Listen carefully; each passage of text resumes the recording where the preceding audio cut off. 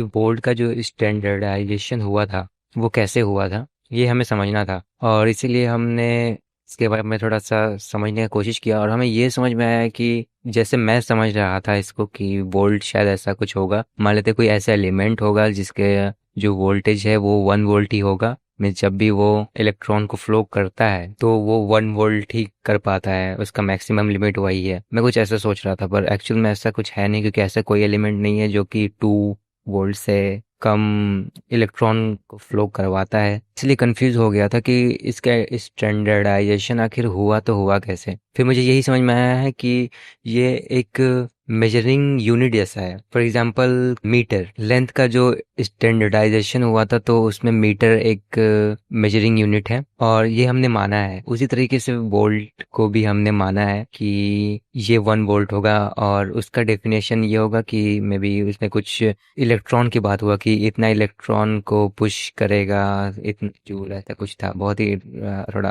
Confusing जैसा लगा मुझे, पर ठीक है, अभी के लिए हम इतना ही समझते हैं। आगे हम समझेंगे तब देखा जाएगा, या फिर हमें जब जरूरत पड़ेगा तब देखा जाएगा। तो हाँ, यही था वोल्ट का जो भी हमारे क्वेश्चन था उसका आंसर। वैसे बहुत ही रफ आंसर है, पर ठीक है।